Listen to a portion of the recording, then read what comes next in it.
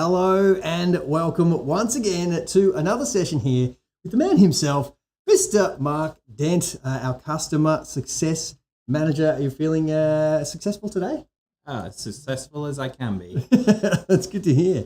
Now, I've got a few people watching out there. Hello, if you are out there, this is absolutely live. And if you do have any questions for the wonderful Mark here, he knows pretty much everything there is to know about Kim and its systems. Is there anyone that knows more than you? The developers themselves, because they get their hands dirty in actually building it. But they just don't like getting in front of the TV? Yeah, we'll go with that. They're generally behind the desk and keep that way. We'll keep them out of sight. That's the main thing with devs. So we've got a couple of questions in the bank as well, just in case no one here has any questions. But if you do, and if you're enjoying lunch out there today, please do give us a wave. Tell us what you're eating. Tell us what you're into. We're keen to find out all about you. But our first question today is from John. John asks us this: how do I add a new category?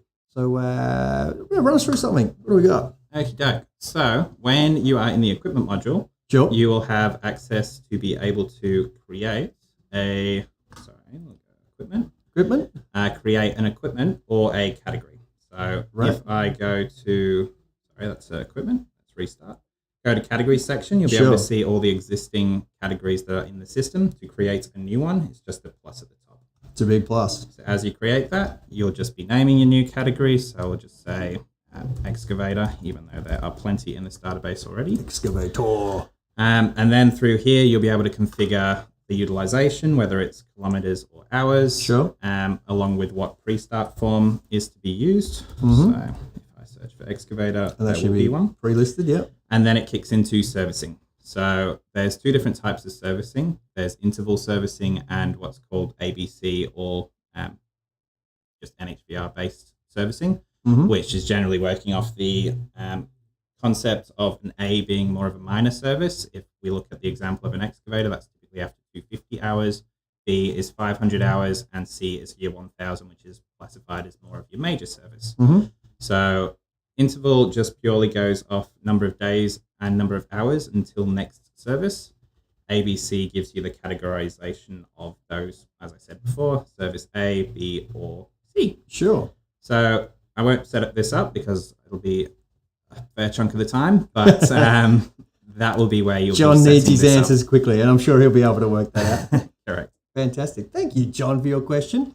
And like I said, if you are out there and you've got another question, do pop it in now. Now is the time. We're absolutely live, and we can absolutely answer your questions in real time. Got on from Hot Dogs Maroney. Hot Dogs Maroney, thank you for joining us. Hopefully you're enjoying a hot dog from somewhere off Uber Eats today.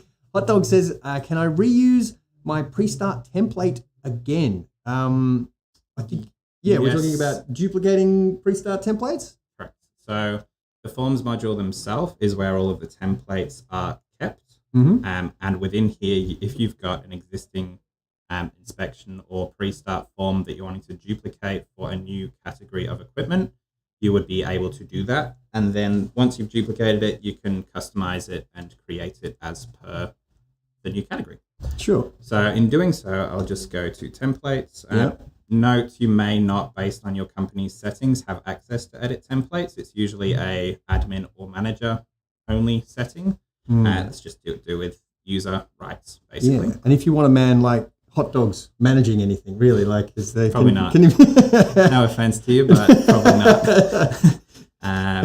So we'll just scroll down to where the pre-starts are held, which is in a folder called pre-starts. Cool. And you've got a list of all your existing pre-starts. Yeah. So if I take that excavator daily inspection as an example, you've got a form template with 62 fields. To duplicate that, you just have to press the duplicate button at the top of the screen.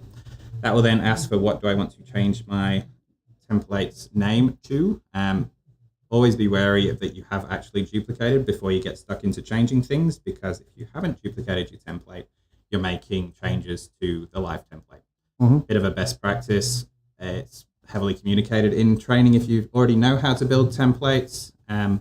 If not, it's what you've got to do. So I'll just change this to excavator daily inspection version 2. And then hit save. So that will duplicate it, and I'm in the excavator daily inspection version 2. In the fields themselves, I can then go into where all of the questions are and tweak the responses, removing any that aren't necessary, or adding ones that are necessary, or changing the existing questions to match a different type. Yeah, sure. There might be other requirements of this as well, but when you are duplicating, if there is any code in onChange, leave it where it is, because that may impact the form workflow when it comes to raising a fault. Some very good advice. Don't be messing with those hot dogs. Yep. Don't touch the code. Just deal with what you need to deal with and get it on done. Yeah. So any other questions coming through? We might pull one from the vaults. We've got, I assume that's not a robot talking to us. If you are a Russian bot, thanks for joining us. Everyone's welcome. Hi, Mark. What can I do if I need to assign jobs to external companies? Is there a trick to that I'm missing? Exciting. So you've got a project and you're working with another company and you want to make sure that all the processes are in there and that they know what they're supposed to be doing. How do we sort them out? A lot of companies will have their own internal service team or workshop. So this is more the clients that either don't have the capability of servicing particular items of equipment or may just not have that workshop available to them to do it internally. Mm-hmm. So it is available to have your internal team in one spot and then your external providers in another. Mm-hmm. So they're listed here, but if you wanted to add a new company to that external group, sure, you just go to contacts as you'd create any other company in the database, but you just need to set the group to be service external or whatever group you've classified as your external companies. Sure. Test two. So your group in this particular database example is service external. But yeah, right. So if I then flick back to that maintenance dashboard, Mm-hmm. I've now got that new company. And that will allow me the ability to take a fault or a service or something and assign directly to that company. Drop it on them. Depending on whether or not they will be utilizing the system or just providing the service and just providing a service record sheet back to you. There is another option in the use of a separate portal, which allows you to assign the maintenance jobs that they can access, complete the forms you require from them, and upload that. That is our contractor, customer branded portal that we have. In this case, that's more of your maintenance portal configuration. I have got separate videos on Subcontractor Portal if you want to get more information or reach out. Yeah, that's probably the easiest thing to do. And so it's really easy. Does that send them correspondence about what needs to be done directly, or they're... Yeah, so you'll be able to set up a subcontractor within the system who will be that person who will complete the service. You'll then create the job, assign it to them, and then push it to their access within the portal. They will then log in. You'll have select tasks showing what faults, what service, whatever is needed of that person, and then they'll use that form capture to upload their service docket and fill out yours, and that will integrate back into him. So you've got all the service history on there. But if you don't have that option, there we go. You'll be able to close out on behalf of the external contractor and have that pull back in. So I'll super quick create a service form and see how that's essentially done. Just go for Bobcat, service A, which will create me a service. Assign that to that person. Yep. If I go into view job, I'll then be able to assign it to myself because obviously there's not a component of them in our system.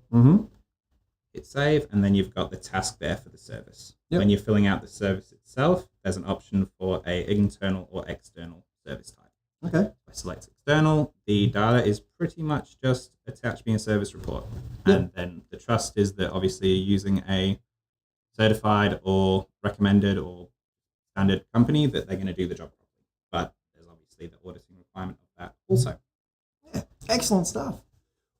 What else is going on out there? And we've got a few people watching. Hello again. I hope you have got yourself something to eat from Uber for lunch. And if you didn't get your lunch this time, make sure that you get in early next time and get that lunch. We're always here. And if you do have questions, you can even submit them ahead of time. If you want to get in touch at any time, That's very cool. I think we've got one more question we could rattle off. What do you reckon, Bales? There we go. How to add equipment and configure. So there's two parts to that. So if I go to the equipment to add a new equipment, it's just that same section of equipment where all of your equipment is selected and the plus at the top of the screen. Mm-hmm. That will add a blank record whereby you'll be able to fill out any data that's necessary and configure that equipment to be within a certain category. So I'll just create a sample item of excavator. Loving excavators today. Yeah, why not? It's the go-to. Everyone's it's a favorite. pretty standard formula when it comes to digger. servicing. So I'll just go excavator. Yep. There's a few categories. Obviously, other people like excavators as well. So I'll just go that there. Then you've got the configuration of what could be the specific VIN number or the asset ID or the type of model of the item that obviously dictates and tells what particular service requirements are needed. Mm-hmm. So fill in as much or as little as you need. But the bits for, say, a service A, the ABC servicing of importance is your last service. So if you're going off a pre-start that's going to trigger the next service being created, if it's that service A that is next due, the last service might be 2,000 hours. And then as you are ticking over to 2,200 hours, there's a potential threshold of 50 hours before the service will be created for that 2,250 hour service. Mm-hmm. So it's heavily dependent on what is in here to dictate when the last service was. If it goes off date, same thing applies. If it's a servicing increment of every 250 hours or we'll say 3-month period, then the last service would be 3 months back to then trigger potentially when that service is next due. So depending on the different configurations, you'll have different data in here. These are also custom fields, which you can configure by clients to have different data visible, which may be of importance to you, but not necessarily every client. So there's some examples in here, which is tear, net for more of your transport clients, as opposed to just purely expiries, as well as axle details, etc. So there's all kinds of information that different clients want to track for their equipment. So just the one spot where everything's all visible. Fantastic. Well, I think thank you for your question, VJ. That's fantastic. That might do us for today. We've had about 15 minutes, which has been great. Thank you so much for joining us. Thank you for letting us delve into your brain once again, Mark. And if you do have anything that you need to get in contact with us about, of course, you have your contact details. There's also some links on this YouTube, of course, to get onto us straight away. We'll be back in another 2 months. When are we doing another one of these? 3 months. If there's any suggestions as well of what topics you potentially may want information on, feel free to reach out to me, and also just any general questions you may have, reach out to myself. If you don't have my number, 0397849445. If I'm communicating with you in email, that should be in my signature. Are you with Optus? No, it's Telstra, definitely. You say everyone's got your number and your license now. That's all good. All right. Well, that's fantastic. Thank you again for joining us, and please do join us again next time, and make sure you claim that free lunch. We will see you next time. Thank you for joining us here at Kynection. I'm Ryan. This is Mark. We'll catch you soon. Thanks Cheers. all.